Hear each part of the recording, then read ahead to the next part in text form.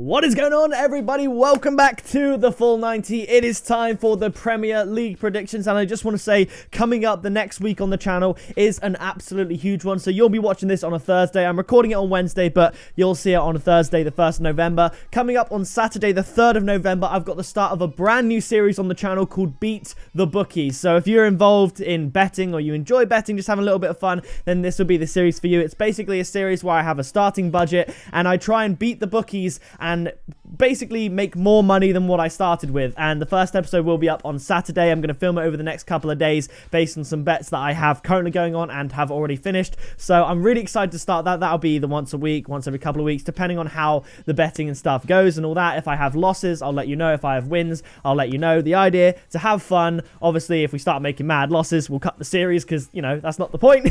And then also on Monday, we have the Champions League predictions coming up on the channel. So you are not going to want to miss these uploads. Subscribe, turn on notifications, and of course, thank you all for the support. And speaking of support, I want to give a massive shout out to Maxwell, who left his comment on the last Premier League predictions video for the recent results, and he actually did very, very well. If he were to, in betting terms, put double chance on all of his bets, he would have won his bet. So well done, man. You had some very good predictions there. And yeah, now moving on to how I did in the previous week. I started off Brighton versus Wolves. I said Wolves would get the 2-1 win, and although Wolves had so many chances, I'm pretty sure Brighton had maybe 5 or 6 shots on net, and Wolves had about 20 plus. Wolves had so many chances to get at least something out of that game. They actually lost 1-0. Brighton managing to, you know, put the dagger in with that Glenn Murray goal.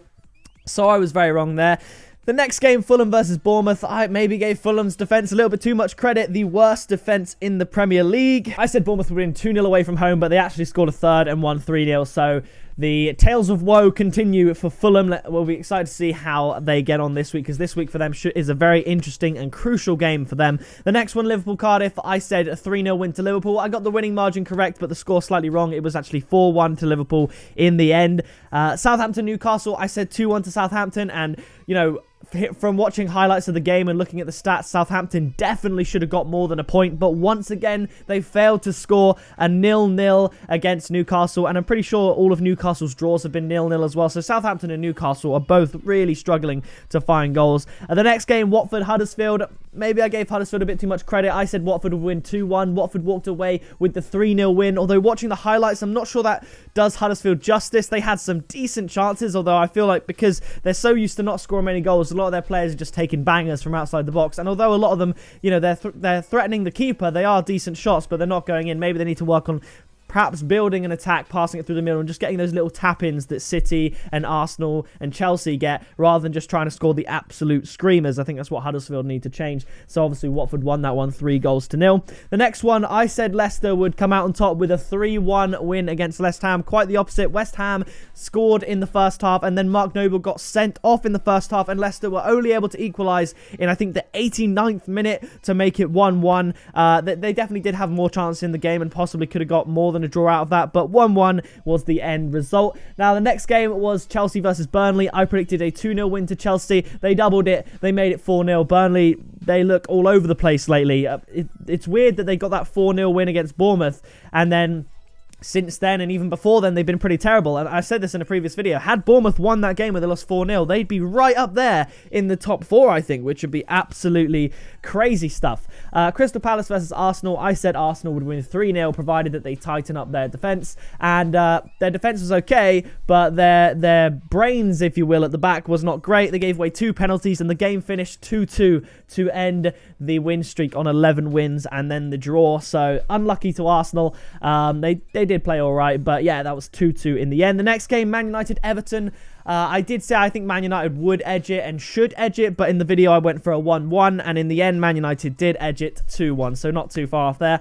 And in the last game, a lot of people, they disagreed with me. They said that, you know, City weren't going to win. I said City would beat Tottenham 3-1, and it turns out on the NFL pitch that they played on, Man City managed to get the 1-0. Tottenham did have chances to equalise. Man City did have chances to bury the game a lot earlier, but in the end, Manchester City won, taking themselves to the top of the table. So now we move on to week week 11. That's a lot out the way. We got the week 10 predictions out the way. We got my new videos coming up on the channel out the way. Now we're going to week 11. And of course, with Beat the Bookies, the Premier League predictions, they do play a part in that series. You know, if I'm going to be betting on the Premier League, I might be using some of these predictions. I might tailor them slightly to make it either safer or more risky on a rogue bet.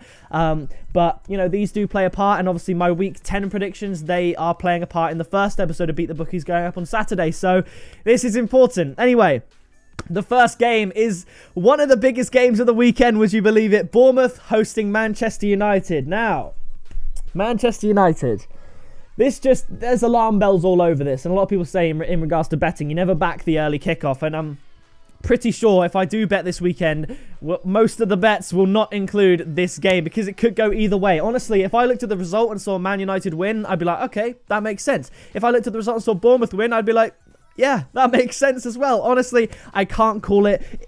This is a bit of a tricky one, but I am going to go with Manchester United to continue their rise back up towards the top of the table, just edging it 2-1. Perhaps in Fergie time, Manchester United 2, Bournemouth 1. But honestly, it really wouldn't surprise me if Bournemouth draw this game or even nick it. If they're on their attacking form at their best and their defence is solid as it has been, then they really could cause an upset here. So I'm almost hoping that Bournemouth do it. It'd be great to see. Obviously, I live right near Bournemouth, so that'd be kind of cool. I went and watched Bournemouth back when they were in like League 2, so that would be cool to see, but I am going with a Manchester 2, Bournemouth 1 scoreline. The next game, Cardiff against Leicester. Now, obviously, there was the tragedy in Leicester, and I gave my thoughts and said my condolences in my EFL Cup video in regards to that. But a lot of people, there's split opinions on this. Some people think that Leicester aren't really going to be up for the game. They're going to be feeling down about it. I'm going quite the other way. I think Leicester are going to turn up and play their absolute hearts out here at Cardiff. I think they're going to try and put on a show, and out of respect, try and obviously play the best that they can like they would every week. But I think there's just going to be that extra emotional part to this game, and I think Leicester are going to walk away with this one. Same prediction as I did last week, 3-1 to the Foxes against Cardiff. And you know, Cardiff are decent and they are at home. I think they will score a goal for sure, but I just do think Leicester will be too strong. I think the passion will be there, and I think they're going to get the 3 points. So next game, Everton against Brighton. This one is a tricky one because Brighton are doing deceptively well in the Premier League this year, especially as of lately. They've become like the Burnley of this season, getting these low-scoring wins, just scoring a goal where it matters and then locking up at the back. They're doing very well with that. I just think Everton are that league above the teams that Brighton are beating. Yes, they beat Wolves 1-0. Wolves had those chances, but I do think Everton are better still than Wolves, and I think Everton will probably create similar amounts of chances, just will be a little bit more clinical, like they were against Crystal Palace when they got those 2 goals at the end. Of course, they've got Jordan Pickford in goal. They played decently against Manchester United and could have easily gotten a draw out of that. So I'm going for a Everton 2-0 win against Brighton, because although Brighton did win away the other week, that was the first one in many, many games, and their away form isn't great. So I'm going with the Everton win here. The next game, Newcastle versus Watford, and sadly for Newcastle, they are facing a high-flying Watford, and I don't see them getting anything out of this game. I see them staying in the relegation zone for the foreseeable future, and I think Watford are going to get a comfortable win. I think it'll be very similar to the Huddersfield game. Maybe if Newcastle can take a chance or two, they might nick a goal, but Watford are very good on the attack, and they've got some really good individual talents as well that can just create something out of nothing. If you watch the highlights of the Watford versus Huddersfield game, a couple of those goals were solo dribbles just from out of the box through 3 or 4 defenders, putting it into the back of the net with class. So I think Watford are going to win this game 2-0. Coming up, we have West Ham hosting Burnley. I think this is going to be a low-scoring affair. As far as availability goes for the West Ham squad, I'm not sure what we're looking at. Arnautovic missed the last game. I believe he was ill. Yarmolenko was out due to an injury, I believe. So I don't know what sort of team they're going to put up. Burnley are looking all over the place. They have played Chelsea and Man City in the last 2 games, but if we ignore the opposition for a second, they have conceded 9 goals in 2 games and not scored. So no matter who you're against, that is a high tally of goals with not really much to say going forward. So I think West Ham are just going to edge the 1-0 win. This could be a 0-0. It could be a 1-1. Burnley may even win 1-0 and do a Burnley, but I just think West Ham at home will have the atmosphere and the power to beat Burnley. Now, the biggest game, without a doubt, of the weekend, especially myself as an Arsenal fan, is Arsenal versus Liverpool. Now, obviously, I'm trying to do these from a neutral, unbiased standpoint, but honestly, I think it's going to be interesting. I think it could go one of 2 ways. So my rogue prediction that I'm not going to put in this video, but I will mention it to you, would be that Liverpool would be up at half-time, and then the game would end in a draw. You know, Arsenal do what they do, turn it up in the second half, and genuinely at the Emirates, give them something, you know, to talk about, you know, that they'll have a good game. That was one of my predictions. But for a score prediction,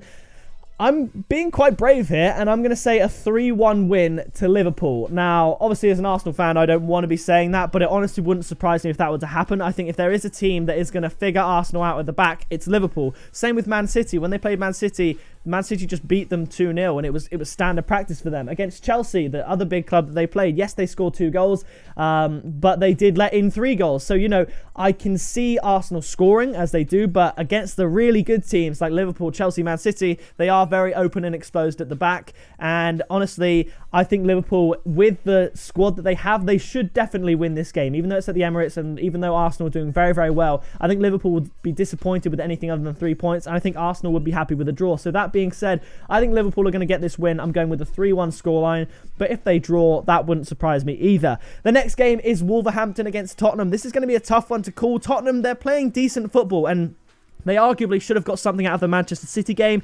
They just need to be more clinical in front of net. And Wolves, they're having a bit of a hiccup. They lost to Brighton and they lost to Watford back-to-back. They started really well, obviously taking points from Manchester City and Manchester United, but now they're looking a bit shaky. And I think Tottenham, they're scraping wins. I think this is going to be another scrape, but I think it's going to be a confident performance, but it's going to be close. I'm going with a 2-1 Tottenham away win, but again, it would not surprise me if this ended up 1-1, just like the Wolves Manchester City game. I could really see that happening, but I'm expecting Harry Kane to fire it up this game and get them over the line with a 2-1 win. The next game, Manchester City versus Southampton. I don't need to talk about this one too much. Man City are absolutely flying at the top of the table. Southampton are so blunt and boring. They just can't score. They really should be scoring more goals. The chances are even drying up at this point. And I think this is one of my biggest win margins I've ever predicted on a video. I think I predicted...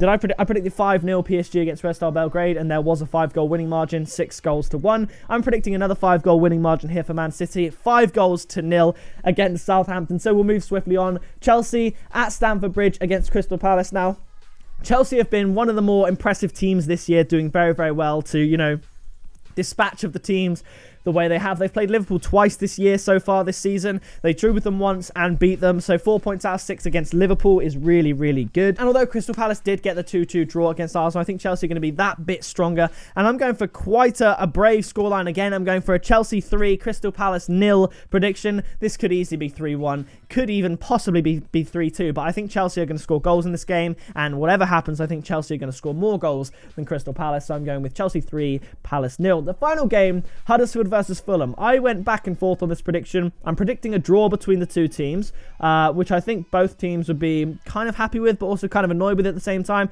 My original prediction was 2-2, then I went to 1-1 because obviously Huddersfield struggled to score goals, but then Fulham let in a lot of goals, so it's like the worst attack in Huddersfield and the worst defence in Fulham. And I figured, yeah, I think that's going to create a lot of mistakes, a lot of errors, and these are Premier League teams, people. They should be able to score goals. So I'm going with the 2-2 prediction that I originally said. I think there are going to be goals in this, and I think Fulham again are going to struggle at the back, but come on, they've got Mitrovic, they've got Schürrle, both players that should score. Huddersfield, seeing their highlights against Watford, they've got players who can bang in goals if they just get it right on the day. And I do think it's going to be a very competitive game, a relegation battle. At Huddersfield should favour them as well. On paper, you think Fulham should possibly win, but with the form they're in, I'm going with points split down the middle, 1 each with a 2-2 scoreline. So that is going to do it for my Week 11 predictions. I think they're looking pretty good. I'm quite happy with how these predictions look. And of course, we've got Beat the Bookies coming up on Saturday, Champions League predictions coming up on Monday, and then Premier League predictions coming back around next Thursday, and then maybe a second Beat the Bookies episode depending on how it goes. So that is going to do it for this video. If you did enjoy it, be sure to leave a like on it. Leave your comment down in the comments of your predictions for this week for a chance to be featured in the next week's episode. And yeah, subscribe, turn on the notification bell, and I'll see you in the next video very soon.